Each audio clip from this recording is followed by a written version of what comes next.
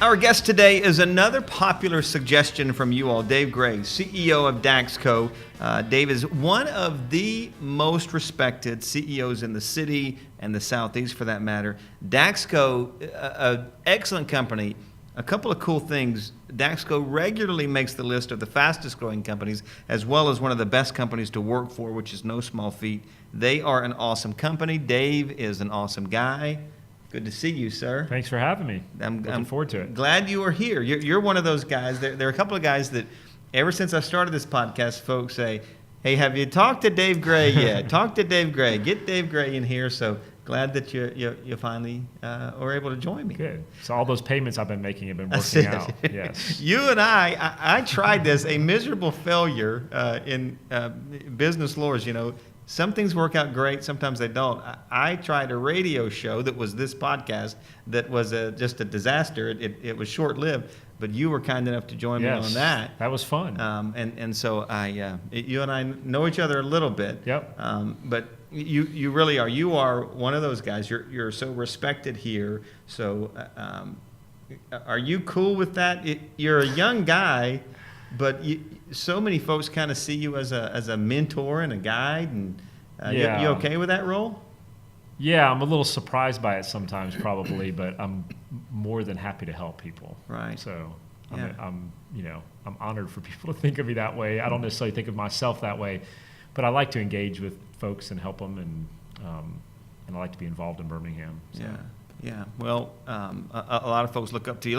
Let's kind of, from the jumping off point, for folks who don't know, what does Daxco do? What are you all about? Yeah, so Daxco is a software as a service or a SaaS business, right. And we serve health and wellness organizations. So think about anywhere from large big box gyms, YMCAs, campus rec centers, all the way down to small yoga and CrossFit type studios. We have about 9,000 fitness facilities around the world that use our software to run a more successful business. Good job. Yeah. When did you first, for you, when did the Daxco journey begin for you? It was almost 15 years ago, so it's about 14 and a half years ago, the beginning of 2003. Okay. I met a guy named Tom Patterson, who was our original investor and founder. And I was about to start my own business. My wife and I were new to Birmingham. And he had this business he'd invested in, and he wasn't really sure what to do with it. And so we kind of hit it off at the end of 2002, and I decided to join January 1st of 03 to help take the business to where it needed to go. Right. And did you move here from Atlanta? Is that I did, the story? yeah. Yep. Okay. And what were you doing there? So I worked for a Silicon Valley-based company for about 4.5 years and lived in Atlanta, and they were out of San Jose. We had a small Atlanta office and ran professional services for them. We were a fast growth company who had a really successful IPO about 4 months before the .com bubble burst. Wow, really? And so we lived through all of that. And then our company got sold after a rough year. We got sold to PeopleSoft, which is a large company who ended up getting acquired by Oracle. Mm-hmm. And I didn't want to work for a large company on the West Coast where I didn't really have any relationships or connections. And my wife and I had just had twins who are now 16, and we decided we just wanted to move back to Alabama. My wife was born and raised here. I was raised most of my life here.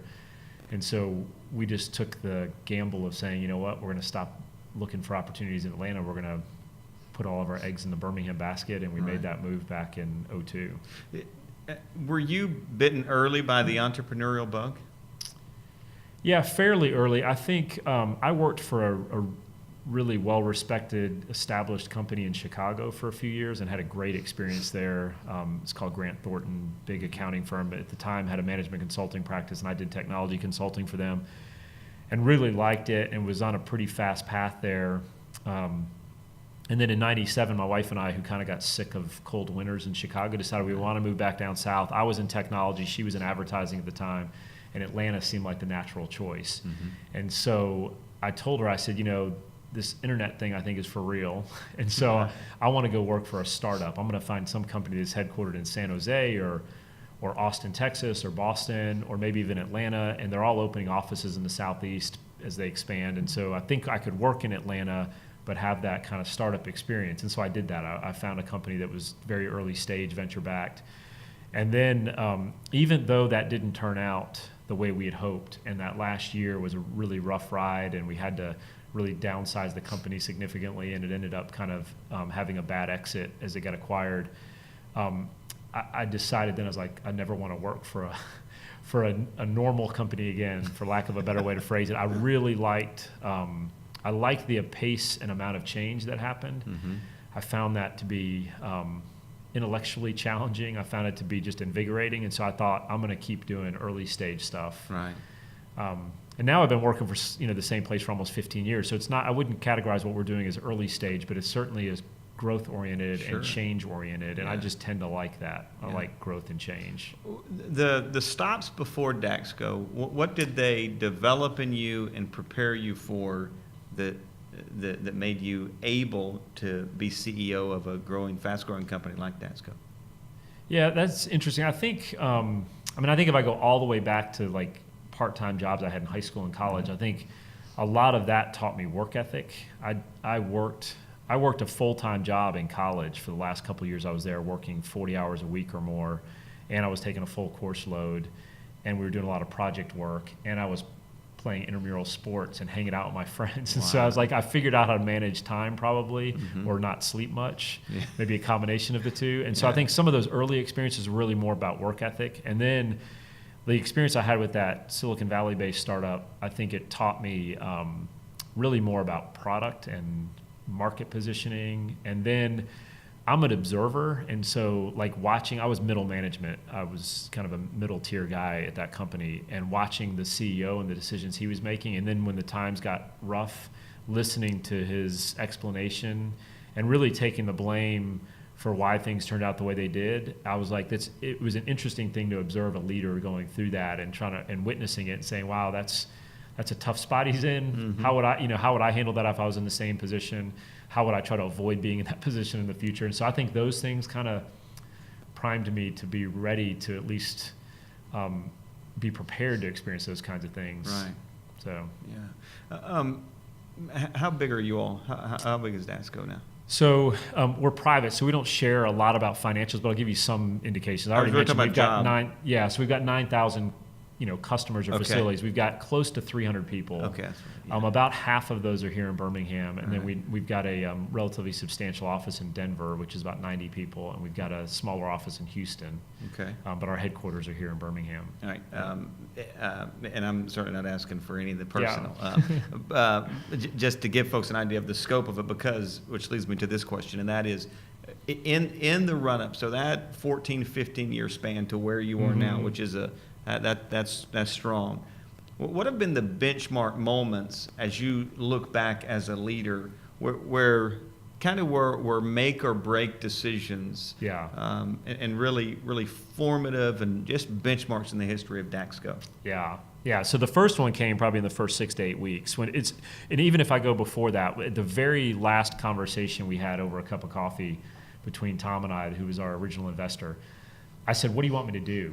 Like, how are we going to measure our success?" And that was literally the entirety of my question. And then his entire answer was, figure out what business we need to be in and make it make money. And so I heard all I needed to hear in that comment. Like, we were, at the time, we had done about, at the end of 2002, we'd done about $900,000 in total revenue, and we had lost $1.6 million. And unfortunately had been like a 3-year run of doing that as we were trying to get our footing. And so what I heard in his response to that was, we needed to be more focused, and we needed to figure out how to grow the business profitably. And so from the very early days, like in the first 6 to 8 weeks, we were literally trying to figure out, what do we really want to do? What were we going to be? And so we made that decision probably by the end of February of 2003 and said, we're going to make a bet on this health and wellness space. And at the time, we were only focused on the nonprofit segment, which are YMCAs and JCCs and organizations like that. Right. And we said, we're going to stop doing everything else we do, and we're going to focus all of our efforts there. And the mantra really became around relentless focus and the fact that we were going to be really good at one thing, or we were going to die trying, but we weren't going to dabble in 4 or 5 things. Mm-hmm. And so that was a huge pivotal moment. Had we not made that, I don't think we would have lasted through the year. Okay. And then in the midst of all of that, the next kind of big milestone for us was, I mentioned at the beginning, we're a software as a service business. And so I'm not sure your listeners, if they're familiar with that SaaS term, but SaaS businesses are, in essence, everybody runs the same version of your source code, your software, and it's all hosted. And there's huge efficiencies in that model versus the old school model of where you would get DVDs or you download the software and everybody's got customized versions. There's huge scalability, and why you see companies like Salesforce.com that have great stock prices, because the market understands that scalability. And so we knew early on that that was the right business model. But in the midst of all this and losing money and just trying to get our footing and trying to get momentum in the market, we had customers who were coming to us saying, hey, or prospects saying, we will pay you a lot of relatively big amounts of money, but we want a custom version. We want to host it ourselves. And we had a lot of internal debate about that. And we basically said, if we really believe this is the right business model, we've got to say no to these big opportunities. So we were saying no to multi-hundreds of thousands of dollar deals when we had no money in the bank and we're on the verge of bankruptcy. Yeah. And so that was a hard thing to say, but I'm 100% convinced had we said yes to those people, we'd be out of business today, or we'd be a very small company. And so I think it's in the early days having the discipline to saying no to what seem like really big opportunities if you know you're right, and you're going to be disciplined enough to say no. Was it easy to say no because that's what you all did well, or was that the place you decided to focus on, was that where the opportunity was? A little bit of both. I mean, when we looked at all of the opportunities we had, we felt like we were uniquely positioned to take advantages of things. Like, we thought the competition was relatively weak, and if we couldn't win in this market, we were going to have a hard time winning in other places. We felt like the market was underserved. We kind of like markets that are underserved. Mm-hmm. We really have a mindset of how we're going to help our customers be more successful, and so we felt like we just had a good DNA match to do that. And so that was part of it. I think we felt like we were uniquely positioned to be able to take advantage of an opportunity that we saw. Right. And one other, I want to get back to the benchmarks, but I think folks listening would want to know how you came about that decision. What was the process there? Did you run that by a lot of people? Do you have a group you talk to? How did you make that decision? Come about that decision? So, again, we were almost out of money, so we had no time. Yeah. So, I mean, part of it was when I mentioned that we made this decision in the first 6 to 8 weeks, it was not a long process. We went from, when I joined Daxco, we had about 16 people, and then we were focused on 4 or 5 different businesses, which is a bad thing, right? Yeah. So, and the thing that was generating most of our money was something we weren't really interested in doing. And so out of that 900,000, it was like 800 of it was coming from this business that we ended up divesting ourselves of. So we really kind of hit the reset button, but we needed to make that decision quick. And so literally one of the things I did was, there were 16 people there. I'd never met them before, oddly. And so I interviewed each one of them independently. I would sit in a room. I'd say, so tell me what you do here. What do you think our best opportunity is? How are we making money? How do you think we're going to make money in the future?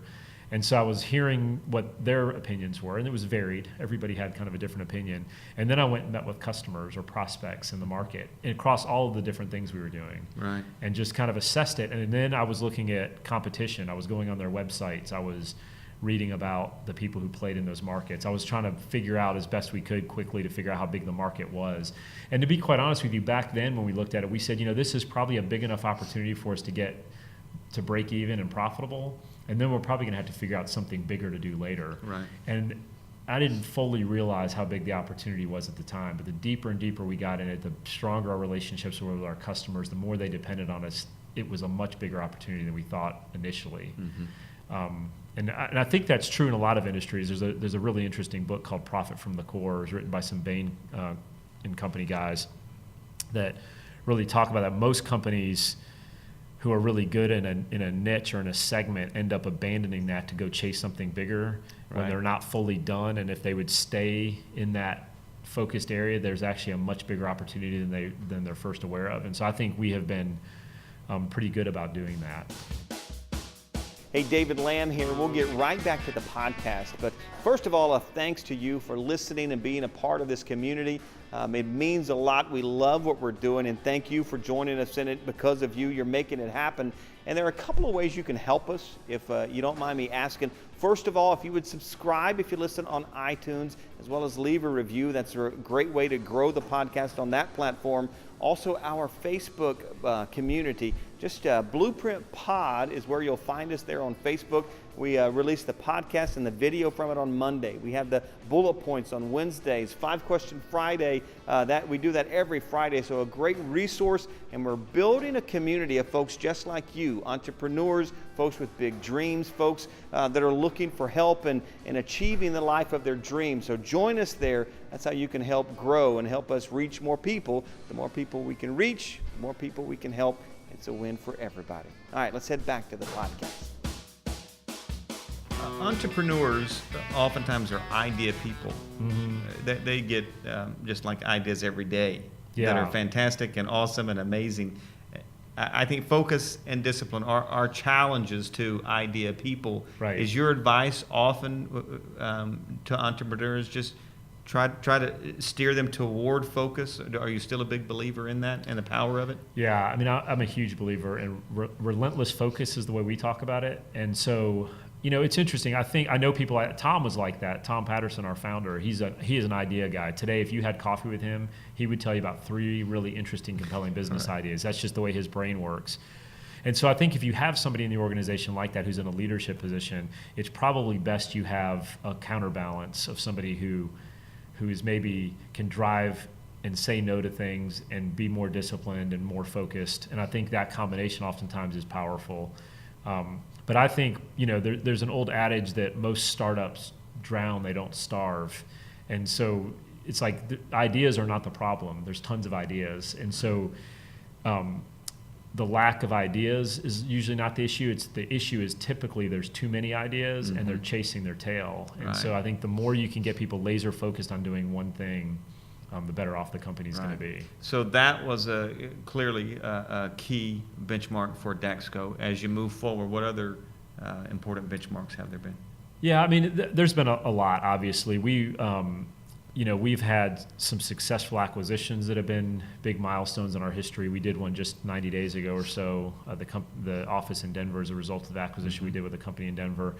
What we're looking at now is how do we expand within the health and wellness organizations, and we now are able to serve these small boxes or these studio gyms that we couldn't really serve before, and this acquisition allowed us to do that. And so we believe we're uniquely positioned that we're the only software company literally that we're aware of that can serve anywhere from a large $100 million YMCA or JCC, a chain of large big box gyms, all the way down to a single yoga studio. And we have a set of platforms and solutions that allow us to do that. So when somebody comes to us that's in the fitness space or the wellness space and says, we're interested in your software, our answer is always yes, because we have something that can serve. Right. We have different products that can serve those different segments. And so we're pretty excited about that. So some of these acquisitions have really opened that up for us. We did that one 90 days ago or so. We did another one in December of 2015 that allowed us to do that. So those are some of the bigger milestones. And then there's like a whole, it would take us hours to go through it. The people who we've added over the years that have had just a massive impact on our business have been, it's those little, the single hire that ends up being this tiny milestone when put all together is really the difference maker, right? We've been blessed with some fantastic people. The Daxco alumni, that's an impressive group. Those who are still there and those who have gone. We'll get into that in a minute. Let me ask you real quick, because the whole merger acquisition thing is something that a lot of entrepreneurs they want to know more about. How do you get it right, and have you ever gotten it wrong? Yes, we have gotten it wrong.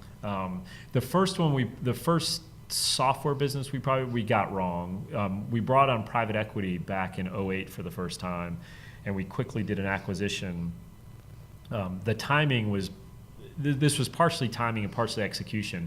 So we acquired this company shortly after the Lehman Brothers collapse, and we didn't predict that the financial sector was going to continue to collapse and we were going to fall into a great recession. And we bought a company that we were trying to diversify, which is maybe the first mistake, because it goes against my argument for really focusing on the health and wellness organizations, although these were still member-based organizations. So we bought a small company in DC that was going to allow us to get into these professional and trade associations, of which there are tens of thousands of these.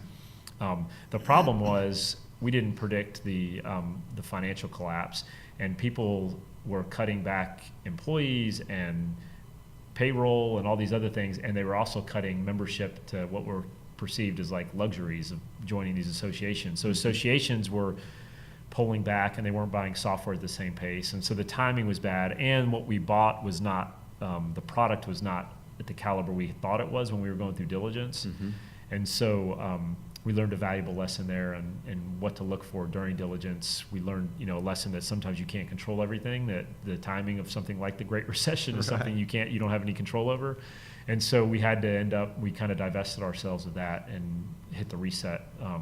The other ones, what we have found, I think all of our other acquisitions have been successful and continue to be successful, but it's a range, right? And so it's not black and white whether you're successful or not. There's a range of success. And so what we're seeing is that the faster we can come to a conviction about what it is we're buying and then how we're going to integrate that and be very fast about that integration, the faster we are, the better off it'll be long term. So the ones that we've done like 3 kind of meaningful acquisitions in the last 3 years, and the ones that we have been very convicted and knowing exactly how we're going to integrate it into the business or not integrate it into the business, and the faster we move on that, the more successful those are more quickly. And so when we try to take our time and say, let's try to figure this out, let's see how it plays out, let's give the benefit of the doubt and these things, and don't go with our gut, it usually burns us. And so what we found through that is let's come up with a hypothesis, let's make sure we're high conviction on how we're going to execute on this, and then let's execute. Are you easy to intimidate in negotiating all of those things in terms of just kind of being pressured into having to make a decision? Because I think a lot of times people, it's a great opportunity, but especially if someone, their motivation for wanting to be acquired, they're feeling some pressures, and they put that pressure on you to go ahead and do it now. And are you easily pressured negotiation-wise? Well, no, I hope not. I think, what our thing that we look at is, are we willing to walk from a deal? And so there was a deal, as an example, earlier this year that got to the altar, and we stepped away from it because as we got deeper into the diligence, we realized that there were some things that weren't what we thought they were or how they were first presented. And so we were willing to say no and walk away, which could have been, looking at it on paper, looked still like a good financial move, but strategically was not a good fit. And so I think that's the important thing. And what we've actually said with our investors is we've got to all be willing, up to the 11th hour, to be willing to say, this is not the right thing, we're going to step away. Because I think what happens in a lot of deals, there's deal momentum, and you've agreed to a price, you've agreed to timing, and you're just going to do it because you're going to hammer through it and you're going to work through it. And nobody's every day, somebody ought to be saying, do we still want to do this? Is this still the right thing? And so I think that's good that we've been willing to walk away from things, is our first checkpoint. And then you're right. I think the motivations for a lot of these sellers, first of all, usually software businesses trade at a pretty high multiples, and these people are on the verge of having life-changing type transactions. And so, you've got to kind of weed through all that and look for signals and signs of what they're telling you. These some of them are not verbal signs; it's body language and tone, and trying to figure out are we getting the whole truth here? Are they really telling us what we want to hear because they want to get a deal done and make a lot of money, or are we actually going to be partners moving forward? And so a lot of that is you've got to be careful in the negotiation, just making sure that you're sifting through some of that to get to the reality. CEOs that you admire, what do they look like? What is a good, or really what is a great CEO from where you sit? What are great CEOs? What are the characteristics? What are the talents, skills? What do they look like? That's a great question. I think, some of the things that come initially to mind, I think humility is a good thing. I think people who aren't afraid to admit when they've screwed up and share that opinion with other people, I think is a good thing. We've become really big believers. I've become a big believer myself in just the power of communication and transparency. So I think leaders who are willing to be very transparent and open with their teams are something that I admire. I admire decisive, focused, convicted people too, who really have an opinion on something and are willing to support it in a humble way, not a brash, egotistical way, but just believe in what they're doing and are willing to stick to that. I think are people that I tend to gravitate towards. A lot of people in companies look up to you. I will not ask you who here in the area you look up to, because you connect with a lot of people. But let's go outside Birmingham and either nationally or globally. Are there CEOs that fit what you just described? Guys that you kind of keep up with and keep tabs on? Yeah, there's a number of them. I mean, I think, there's a lot of the popular guys right now that are interesting. I don't necessarily know if I would admire them in the respect that I would try to emulate them, because Right. I clearly don't put myself on their caliber, and they're just different types of leaders. But they're interesting guys. I think Elon Musk is an interesting guy to follow and watch. He is. I mean, he clearly is a lot more innovative than most anybody, myself included. And so he's an interesting guy to say, wow, it's compelling to see how his mind works and where that goes. I think Jeff Bezos is a really incredible guy. I think what he's built, I think he's a great example of disciplined growth and relentless focus. It may not feel that way because he's got a rocket company and some of these other things, Right. buying Whole Foods and things. But he has got a game plan, and he is hardcore executing against that game plan. So he's a really interesting guy to watch. Those are a couple like John Mackey at Whole Foods, Right. which is obviously now a close connection with Amazon and Jeff Bezos. I've read his book, Conscious Capitalism, which Right. is a fantastic read. And I really like his approach. And he's not alone in this, but he's one of the ones who's made it more popular, that book, about the idea that we should not be doing what we do just for the money. Right. There ought to be a higher purpose behind what we do. And I certainly try to maintain that myself personally, because I would get probably very disengaged if I didn't feel like there was a higher purpose. And so he's somebody that I read and I've actually been to their conference before and heard him speak. And so I think he's a really worthwhile leader for people to pay attention to. You all, I started a list of the alums of Daxco that have gone on to start their own companies and gave up. But there's a long list of people who you hired they're just rock stars. Yeah, yep. I mean, I hate to put you on the spot with this, Yeah. but just to let our folks know. So some of the local companies that are Daxco alums are... Like Fleetio is a great example, who's right downtown, just moved in a new office. Tony Somerville, who Right. was with us for a while. They seem to be having great success, and I think they're in a pretty big market. Yeah. Airship, which is a new company, which again, I think they just built a new office space down here.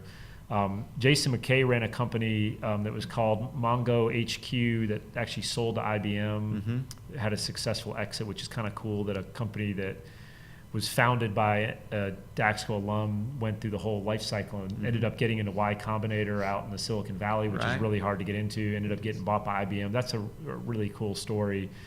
Grades First ended up getting bought by a publicly traded company, so that he went through the whole life cycle. And so we've had a number of those. We had a young lady actually who started a paleo food delivery service in Charlotte, North Carolina after she left. She was doing personal training and cooking when she worked with us. Her husband got a job in Charlotte, so she worked for us remotely for a while, and then she left to go start this paleo food company, which is really cool, and it seems to be doing really well. So it's Right. not just technology, but it's been other things as well. All right, so all of those folks would be great to have around a table and run ideas by. Yeah. Before we get to that aspect of what you're doing and your influence, what are your secrets for hiring that caliber of talent? Yeah. So we spend a lot of time in the interview process. So we have a philosophy that you should hire slow. Like, we are not in a rush to hire. One of the things, and if we're talking to the community here of listeners that are starting businesses, one of the pieces of advice I would definitely give is interview every single person that gets hired.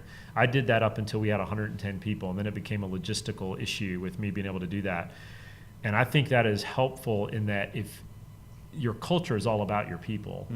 And if you're not bringing in the right people, you're going to be in trouble. And so I just think as the CEO or founder or leader of that company, that is your core responsibility, to make sure you're only allowing the right people on the bus. That's part of it. And I think creating an environment where you have an entrepreneurship kind of sense in the DNA of the company is important. And then, providing people stretch opportunities to try new things within the company, and then they'll get the bug and want to go do something. And we've taken a philosophy too. We have an envisioned future, which is kind of narrative about what we want to be 10 years from now. And literally one of the lines in that narrative is that we want to count many successful startups among our alumni.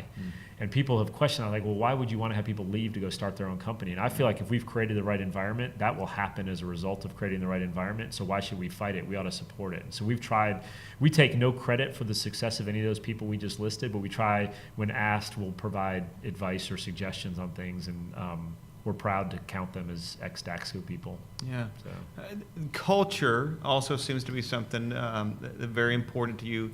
The culture of Daxco is another thing. You all consistently one of the best places to work, as well as one of the fastest growing companies. Mm-hmm. That is a rare feat, because oftentimes whenever you're growing and you're a bit of a runaway train, you run over people. You max out your employees. You guys are doing both at the same time. How are you pulling that off? Yeah, so I mean, I don't think we're a high growth company unless we have the right culture. And so I think it starts with the culture. I think, and we talk about this a lot internally, we believe that our culture is our long-term sustainable competitive advantage. We think if we get the people right, we create the right environment, we're going to be successful over the long run. And we tend to hire, going back to how we tend to hire fairly ambitious, high energy people. And so they, by their very nature, tend to be change-oriented and growth-oriented. And so if we're not growing, I think we would be a less attractive opportunity for those people, because they're looking for opportunities to grow and stretch in their careers. And so it's like this virtuous circle where we're hiring those types of people, our company's growing, and so it kind of feeds on itself. But we believe if we get the culture right and we empower people and we have a lot of transparency and we minimize bureaucracy as much as we can, then we're going to free people to do what they do best, and our growth will happen as a result. And you were talking about great leaders. Truett Cathy has a quote I have been hammering lately internally, and I love this thought. He said to his team once when they were debating what to do about an emerging threat that they were having, a competitive threat, and he said that if we get better, our customers will demand that we get bigger. And I just love that idea. It's like focus on getting better as an organization, and you will get bigger as a result. But I think a lot of people focus on, like, how do we squeak out another 2% of growth or whatever. So our feeling is if we get our culture right, we're going to attract and retain the right kind of talent. And if we get our talent right, then we're going to be able to deliver great experiences to our customers, which in essence is us getting better. And if we do that, they're going to tell more customers, and we will grow as a result. And so I think that order, or that thought process in that order, is very important. Are you the guy that does anything keep you up at night? Not really. I sleep well. Do you? Yeah, I do sleep well. I sleep pretty well. I don't get, I have learned to not get overly anxious about any single particular thing. I'm very aware and alert of certain things. Like, I want to make sure we're performing at a certain level, but I don't get like unduly anxious about it, I don't think. Yeah. How different are you as a leader from the guy who started at Daxco 14, 15 years ago to the guy who sits with me now? Yeah, that's an interesting question. I've probably learned how to be a little less anxious about some of this stuff. I mean, in the early days when you're getting started, I mean, you feel a little bit like you're teetering on the edge of success and bankruptcy, and so there's some anxiety that comes with that. It'd be interesting to ask this question of the people who work with me if they feel this way. I feel that I'm less command and control than I was probably in the early days. And I maybe probably justify this. In the early days, I didn't have the luxury to wait, and I had an opinion on what we should be doing. And so I just was like, this is what we're going to do. And we just didn't have time to debate it and to discuss it. And I do feel like, and deliberately so, I'm not scalable. There's only one of me. And if we're really going to scale this business, I've got to have people who can make decisions and do things on their own. So I have tried to allow people to do more of that and not always voice my opinion on things at the outset. Now, I'm pretty opinionated, and I will voice my opinion when I think the time is right. But I think probably in the early days, I was saying, this is what we're going to do. Now let's go do it. And now I'm probably like saying, we need to achieve X objective. Let me know how we're going to do it, and let's talk about it, but not so much telling them exactly what to do. All right. So. One of the things I get hammered on with this podcast, folks want to know what you guys are reading, what books, podcasts, wherever you get your inspiration, your encouragement. So any book recommendations or anything that kind of helps, just really instrumental in your development? Yeah, so I read a lot. I read a lot, and from a podcast perspective, I have a really, really short commute. Mm-hmm. And so I don't get to spend much time listening to Right. podcasts, which if I had a longer commute, I think I would do this more. The one podcast that I'm pretty regular about is Andy Stanley's leadership podcast, which I think is really good. He's awesome. So that's a good one. As far as books go, one of the things I've been trying to focus on myself this year is how to make better use of my own time and where I should be focusing my efforts. And part of that is myself personally, and then part of it is that I want to make sure that I'm coaching and teaching people that. I intend to do an internal class on this too. So like there's been Essentialism, which is a book I read, The One Thing, which is, I think it's Gary Keller, wrote it, the guy who started Keller Williams Realty. Some really interesting concepts about focus. And so we were talking about focus before from a business perspective, but I think we all struggle with that individually, like what should I really be spending my time on? And so as we get to be a larger organization, I want to make sure that I'm doing the right things. I just mentioned Andy Stanley. There's a great quote he says, only do what only you can do. And so we're trying to teach that with our leaders, and that helps in like delegation. So you should only be doing the things that only you can do and allowing the people that work for you to do the things that they're best suited to do. And so I've been spending a lot of time kind of reading topics like that this year. And then there's been, I mentioned Conscious Capitalism, I think is a great book. I tend to now gravitate more towards people who are telling stories about how they got to where they are. So I think Onward, Howard Schultz is another guy I like a lot who for a long time ran Starbucks. He's now stepped into the chairman role, but he wrote a book, Onward, which was his story about when he came back into Starbucks the first time he left, and which is a really good book about how to kind of recapture the soul of the company. And I read a great book called Dylan Dave, which is the story of how Hewlett-Packard got started, which is a fascinating story of not just that company, but also how the Silicon Valley really got started. Right. I just finished Phil Knight's book, Shoe Dog, which is a fantastic book. It's amazing. I tell people, I joke with other companies and internally that if you ever feel like things aren't going well, read that book, and it will give you encouragement, because they had grit and perseverance to fight through what seemed like insurmountable odds and created what's obviously one of the world's greatest brands. Yeah.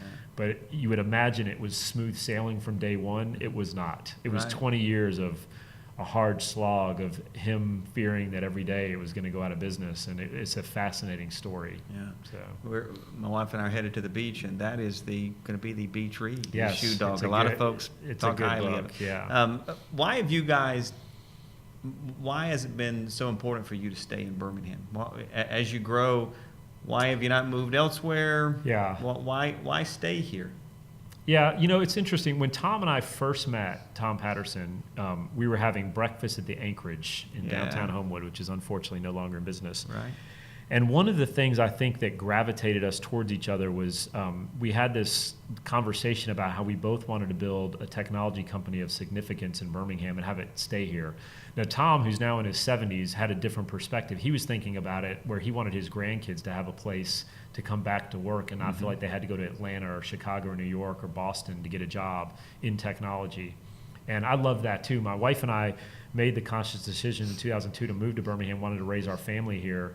And so I was betting on Birmingham. And our feeling was that, in my perspective, being earlier stage with young kids at the time, was that if I was going to raise my family here, I had to make it happen here. Right, yeah. And so my perspective was a little bit different. I wanted to build a company of significance because I wanted to be sure that there was some longevity here. And I love Birmingham. We have tons of advantages here. It's a challenge, to build a software business here, but it's getting better. And so we would like to do something big here. And we're encouraged by what's happening around Birmingham. We try to stay involved in helping promote, how this company or how this city can evolve and live up to its potential, which I don't think we're quite there yet. But we love it. We think there's lots of advantages. There's some disadvantages, but lots of advantages as well. And we've increased our geographic footprint. So we have offices in Houston and Denver, but our headquarters will remain here. Yeah. We're running past the 30 minutes we try to keep it to because you're so good. Two more questions from me. One is, what do you do to get away? Are you? I seem to recall you used to be a runner. Are you still a runner? I ran this morning. Is that how you unplug? And Yeah, that's part of it. I do believe I'm an early morning person, and I'm a big believer in think time. And How so, early is early for you? What is early? 4 to 4:30ish. Yeah, that's early morning. And so I like to be up at that time because nobody else in my family's awake, and Right. nobody else in general is awake, and so it gives me time to think, which has been helpful. And I do that, and I exercise during that time as well, and so that helps clear my head. I think exercise and running over the last 15 years has been very helpful for my mental health as well. I think that's a good thing. And then I think unplugging in general is a good thing. So I like to travel and like to take vacations with my family, and so we try to, do big vacations together where we can really, all of us, all 5 of us can unplug, not Right. just me, but we can all kind of get away from all the noise. Okay, so 2 more questions. Whenever you have a bad day, you get really bad news. Whenever you see yourself kind of getting a little down or whatever, how do you spin out of that? How do you not, whenever there's some toxic thoughts or attitudes, you kind of see them, how do you get out of, kind of reverse that mojo? Because sometimes life gets tough. Oh, yeah. Business gets tough. It does all the time, yeah. So probably the things I'll do is I will want to be around my family, for one thing. I will try to sit my computer and phone to the side and realize that that's not helping the situation. Right, yeah. And the other part is, I think a healthy mentality to keep is to remember when you get in one of those bad situations and you feel like you're failing, is that state of failure is not a permanent state, and know that you can work through it. And so I think we have had enough experiences over the last 15 years to know if you keep at it and you have enough grit and you can fight through it, that on the other side you're going to come through. So some of it is just like a pep talk to yourself to say, remember, this is not a permanent state. We're going to get through this. It's best maybe I chill out for a couple hours and not think about it anymore, and then we'll get back to it tomorrow morning early.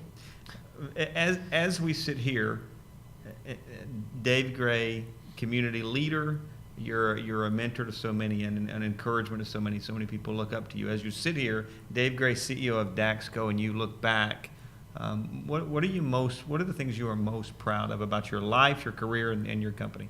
Yeah, I'm probably most proud of, I've got a really cool family, so I'm pretty proud of that. I'm not sure how much I had to do with that, but I like it. That's a big deal. It's funny, somebody asked me this question not too long ago, and it's the odd things that I'm really most proud of. It's like, our revenue and profitability, and we've had 15 years in a row now of double-digit growth, which those are kind of cool things, right?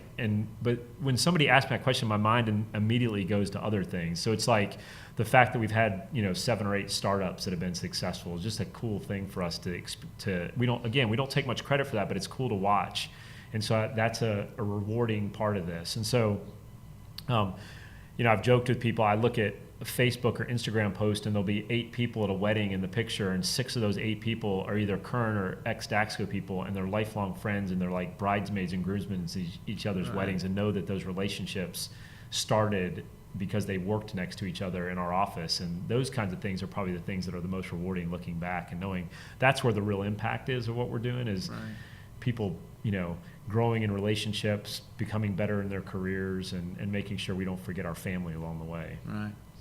You're very generous with your time. Yep, this was great. I enjoyed it. Always good to see you. Dave Gray, CEO of Daxco. This is what the Blueprint Podcast is all about, sharing fellas this caliber with the community here. So we love to do it. A couple of ways you can help us out. BlueprintPod.com is the website. Also the Facebook page. Just search Blueprint Podcast. You'll find us there. A great community of like-minded entrepreneurs with big dreams, big hopes, big ideas. We try to do our best to provide the tools and resources to make it happen. So catch up with us there, and we'll see you next time. Thanks so much for being with us.